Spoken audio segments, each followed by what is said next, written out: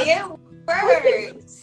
See you. Oh my God. I've been doing Instagram lives looking at myself, Dr. Pelican. It's working. You're the first doctor I'm able to see. Yeah, this is so great. It's good to see you. Yeah, thank you. Thank you for making the time. I know you're super busy. You're really out there helping all of us. I see you on Instagram. Thank you for everything you do. It's so lovely. Thank you for everything you're doing. The education is so important and helps so much, especially for things like this, which not everyone even knows about. So I really appreciate it. Oh my God. I am talking about this on another platform, and I noticed I'm the only one talking about it, by the way. So well, thank you for being out there and doing that. Yeah, of course. I mean, a lot of people have been writing and saying, I wish I knew about this. I mean, I threw you on LinkedIn today and put your story up there. I don't know if you saw, just so people really know that you're a survivor. You get it. You understand. And as a woman, really understanding, how you felt and what this is all about. So there's such passion behind the technique. And it really shows that when we put our minds to something can happen. So, I agree, as you know. Yeah. Tell us a little bit about you and being a survivor, and then we can dive into sensation-preserving mastectomies. Yeah, thank you. So I was diagnosed at 37, and at that time I didn't have any family history. I felt like I was really healthy, doing all the right things, and felt a breast lump. I'm also a breast cancer surgeon, and so I did kind of what I tell my patients to do, which is don't be home worrying with breast lumps. And I'm so glad that I went in and got it biopsied, because I found out that it was invasive breast cancer, which was a huge shock, as you know what that's like, but I felt really fortunate that it was early stage. But one of the things I really struggled with was, I was young.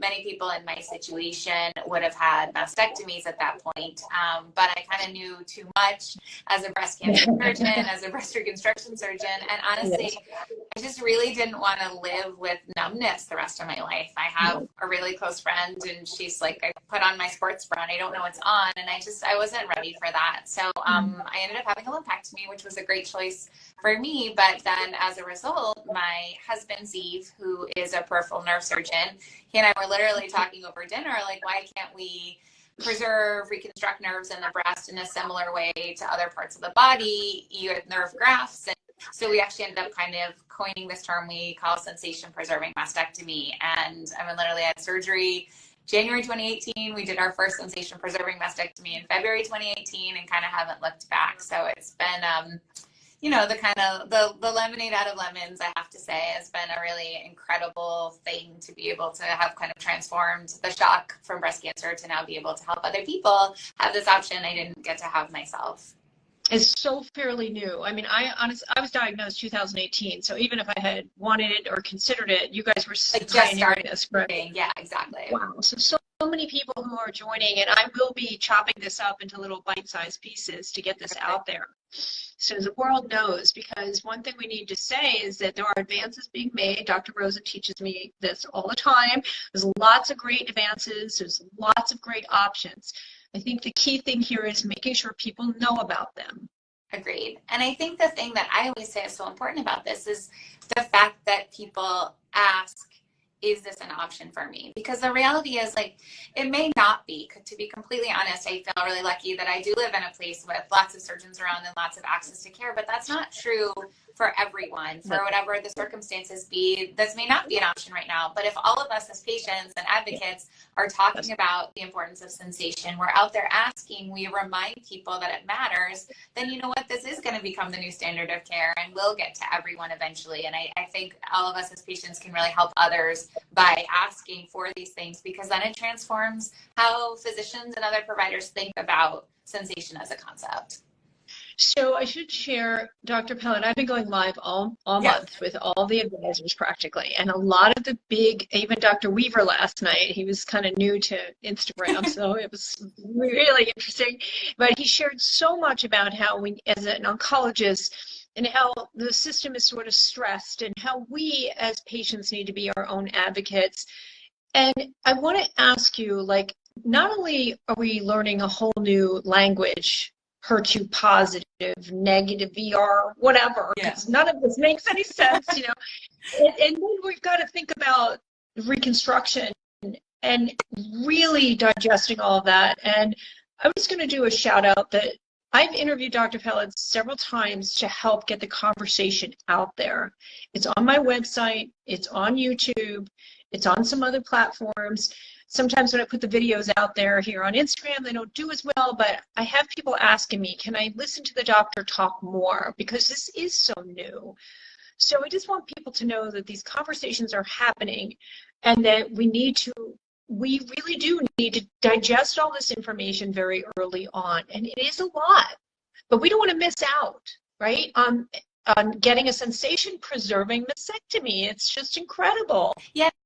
No, I appreciate that idea, though, of taking the time to digest, because I think this is true for many things, right? It's whether picking a lumpectomy or a mastectomy, it's, are you going to have reconstruction or not? What kind of reconstruction are you going to have? And these are really big decisions, like you said, with totally new terminology. Most of us have never even thought about our breasts before this, right? And now all of a sudden you're thinking about them all the time. Not to mention, it's a new diagnosis of cancer, throwing in all of the fear about that and what other treatments are going to look like. So I always tell people, when people are like, what's the one thing you would say you learned as, you know, someone going through this? And I share this very openly. I took 6 weeks from when I got diagnosed to when I had my surgery. And a lot of people are like, 6 weeks, that's so long. But medically speaking, it's not for most cancers. Cancers don't usually grow or change stage that fast. But what it did, it gave me time to make sure I felt good about my choice, to pick my team, to get my life in order, to figure out what to do with my kids. You know, all these things really matter. And I think a lot of times we hear cancer or we hear a genetic mutation and we feel so rushed into doing something right away. And I really say we all have the gift of time, because it's hard to undo certain things, and feeling as good as you can be in the situation none of us picked, I think, is so important. I like hearing that, because I was one of those nutty people that was like, get it out. I even called to see if there was an earlier, like a cancellation, you know? I mean, many people do that. That's not nutty at all. It totally makes sense, right? Like, no one wants to have cancer in them. And so I think you're very not alone in that, you know? Yeah. And unfortunately for me, someone wanted to switch dates, so I got to go early. So it's kind of crazy. I want to talk about, you know, people like myself who, I don't know if I've ever shared with anyone that's on, and you as well. I'm kind of flat by default. The plastic surgeon wasn't available. Dr. Rosen gets upset whenever I say that, but it was what it was. It's either get the tumor out now or wait 3 months. So I said, just forget it. So someone like me who literally cannot scratch any, I can't feel anything, literally, you know, I kind of can someone go back and get just a sensation preserving aesthetic flat closure? Yeah, for sure. So we've actually been doing this more and more in people who are either thinking about reconstruction revision, or in this setting thinking about wanting to go back and look for nerves. Because the problem is that a lot of people don't realize, and I don't know if you feel any of this, but it's not just numbness. It can often be painful numbness, which sounds kind of awful and counterintuitive, but actually when the nerves get cut, they don't just lead to numbness. They can sometimes lead to scar tissue, balls of scar, painful sensations, like that sort of phantom pain that some people have. So what we've been doing more and more of is going back in that setting, looking for the nerves that have been injured, and then actually reconstructing those nerves with nerve grafts into your skin somewhere in the center of your chest, and then letting your own nerve grow through that over time. So honestly, we're really hoping that more people, again, talking about it at the time of mastectomy, will also allow more people to realize, oh, this is a possibility, even if you've already had your mastectomy, to try and go back and try to reconstruct nerves in that setting too. So somebody asked me on another platform, by the way, which is incredibly engaging. I'll have to talk to you about that. Yes, please. Really, really, and people are really wanting this information. I mean, they were asking me questions. I'm like, I'm not a doctor, but I did post you over there today. And they asked the question, could this cause a reoccurrence? I thought it was interesting, because by pulling the nerve, I think a lot of us feel like, are you sloughing cancer cells? Like, what's going on? Can you talk about that? Yeah, for sure. You know, I think in general with cancer, there's so much kind of unknown. Like when you do a biopsy, people often ask me, is the biopsy itself going to seed the cancer in a different part of the breast? And so we know in breast cancer, that's actually not true. And so similarly, like if you are someone that's already had their mastectomy, they're cancer-free, the idea that then we're going to go back and find a nerve, the nerve itself won't have cancer cells on it. You know, the nerves are teeny tiny. They're literally like, look like thick. I mean, they're very teeny tiny, thin spaghetti even. I mean, they're less than a millimeter across the whole thing. They're very small.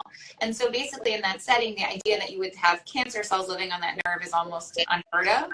And so there's no reason to think that going back, doing a nerve reconstruction is going to increase your chance of having cancer come back. I think the other thing that's really important for people to hear, and I've been talking to a bunch of my patients and my community about this recently, is about the idea that mastectomies aren't perfect, you know, and people worry, well, are you going to do a mastectomy if you're bearing nerves? Are you leaving more tissue behind? Is nipple sparing leave more tissue behind? There are all these kind of questions. And what we know is that unless we're literally going back to the olden days where we used to remove all the skin and all the muscle, and even that wasn't perfect, you know, really we know there's going to be some small amount of breast tissue left behind always. But what we know that's so important for people to hear is that protecting nerves that can be saved, protecting nipples that can be saved, none of that is going to increase your chance of cancer coming back. The idea is that we're removing nearly all of the breast tissue, and that little bit left behind doesn't translate to higher risk of recurrence. And we know this. Big studies, 2 to 5%, we say, risk of cancer coming back after mastectomy. That is so low. So again, I just think it's really important for people to hear, like even nipple sparing mastectomies, I hear people think, oh, that's going to increase my chance of recurrence, but the data just wonderfully don't show that. Could you, this is a very bizarre question, but honestly, I didn't even think about the connection of the reoccurrence until you talked through it. I was kind of like, where is that coming from? But I guess if you're taking the nerve from the breast, you know, if there was a cancer microcosm sitting on there, you know, I guess that's where our brain goes. And this is so strange question, but what could you take a nerve from somewhere else in the body? Not the breast, but any nerve. That's so bizarre question. No, it's actually not weird at all. And that's what they do in some countries. What we're lucky enough to have here actually is that we use these nerve grafts off the shelf. So they're actually like, they're cadaver nerves that have been taken all the cells out. So they're basically like scaffolds. So you're actually in the setting of like going back after the fact, we don't have your own nerves to use anymore. So we would have to take this nerve graft off the shelf. So we're actually bringing in new nerves anyway. So it's just the idea of kind of finding the end of whatever nerve you had in the first place that got cut. So you're spot on. In other parts of the world, they actually do use nerves from other places if they don't have nerve grafts. But the problem with that is then now you end up with numbness somewhere else in your body. So if you take a nerve from the leg, you don't want to end up with calf numbness in order to fix your breast. So that's why we're really fortunate in the US to have these nerves off the shelf. Nerves off the shelf. Sounds like just keep them in your closet. Just take them right on. I'll take a nerve and a fry and a scope to go. But what's amazing is, you know, now that I swim in this world and I see so much going on with ctDNA and nerve and, you know, this sensations preserving, I think to the newly diagnosed, you know, I want to make a call out to say that, you know, please take the time to read about Dr. Peled and her husband's incredible work, because the fact that you guys even did this is just mind-blowing to me. It really is. I mean, I feel late in the party here, but I feel that if people are newly diagnosed, they should know. And I wish there was like a kit that they could, well, that would be the page on the website that's all filled with beautiful sunflowers, which I just love, by the way. Your theme is like one of my favorites. I love it too. Do you? I hope so. I do have fun with it because the movement and the feel of, you know, I think as women, we're losing so much, and young women especially, you know. I think just knowing that you even thought, like, I'm not ready for that. You know, I was 52. I'm like, I'm done. I had nothing to begin with, you know, so I didn't really care that much. And I did get offered the lumpectomy, but the tumor was so big, it was like, didn't matter, you know, so I just had to take them off. If there's anything you could say about this procedure, especially if there's anyone that will be listening that's not living here in the United States, can you talk about the progression and the acceptance and how to find sensation-preserving mastectomy?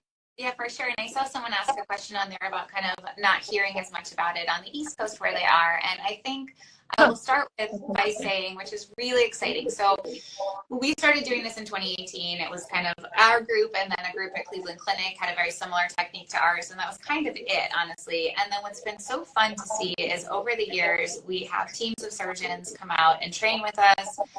We've been doing courses with the nerve grafting company that's the nerve grafts for it. And so now we're training so many surgeons. They're training other surgeons.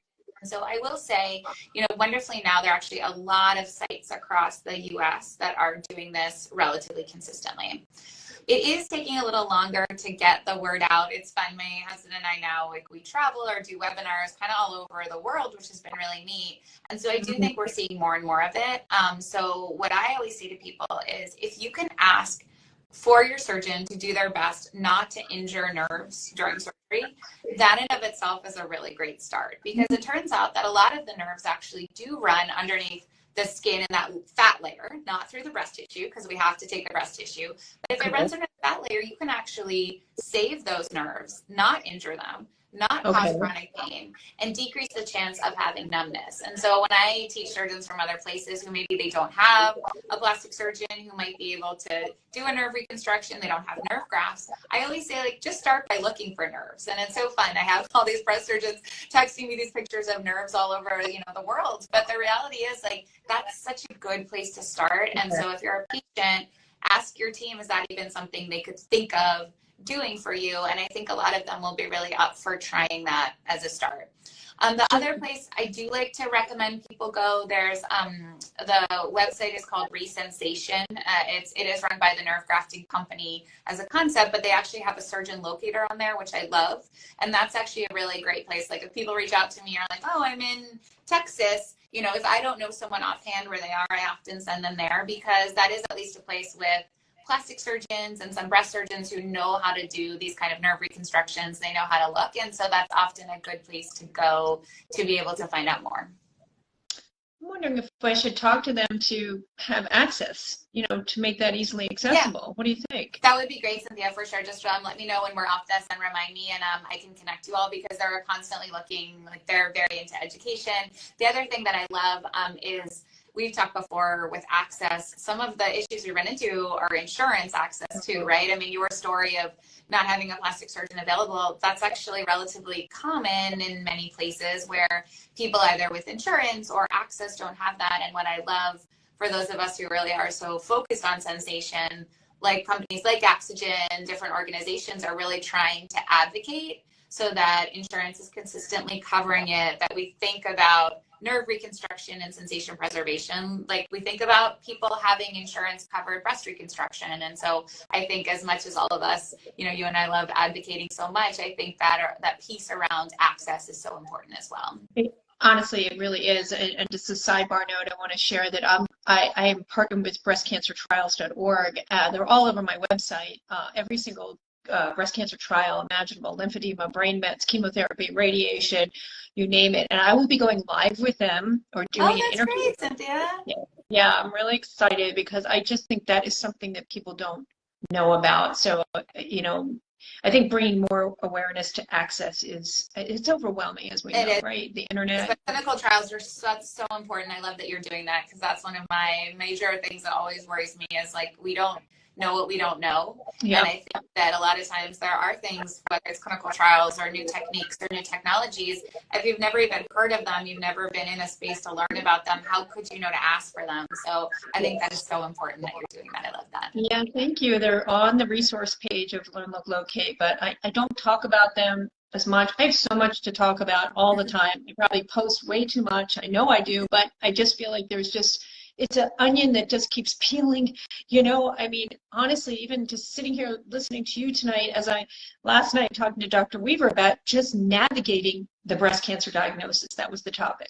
Yeah. Really trying to figure out where's getting a second opinion, even when it comes to reconstruction, right? Yeah.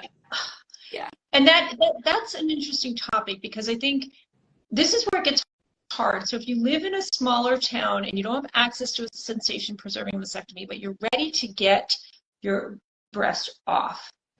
So the key question would be to ask your surgeon to maybe save the nerves in a jar, ship them to Dr. Peled, and then have a surgery with you again? Is that how it would work? No, you basically, what you would do is you'd ask one of two things. So one thing that some people will do is if they're able to do this, again, we know this isn't easy. I'm always so humbled when people are willing to travel here for the surgery. But sometimes in some cases, people will actually have lumpectomies, maybe lymph node biopsies, at least be cancer-free with their local surgeon, and then come out here, you know, a few months later and have mastectomies, or with another surgeon who does it. So that's one option. We sometimes see that with people who, let's say you want a type of reconstruction that isn't offered, but you know you want mastectomies. Sometimes you can just have your cancer taken out in one small surgery and then go on to mastectomies. Or people, at least if you ask your surgeon that you see, like, is it possible to think about ways to try not to injure nerves or to try to keep any that you can see? What we can actually ask surgeons to do is if they see a nerve and they need to cut it, they can actually put a little stitch right by where the nerve is, so that way those people in the future could go back and have a nerve reconstruction like what you were asking about in a delayed fashion. So there actually are kind of ways to do this differently for people who don't have access. I am always happy. Like, I love people reaching out on Instagram is my favorite. I try to be pretty good about checking regularly, but I'm also always happy. I think you brought up second opinions. I mean, that is so important, right? Like, if I can say to someone, well, you know, I understand you can't get here right now, but you live 3 hours away from someone that I know is starting to do this. Could you maybe have a lumpectomy now, get your cancer out, and then go check in with them and see if they feel comfortable doing a mastectomy with sensation preservation? Or maybe you have a lumpectomy now, you get monitored closely, and in a couple years from now, you're just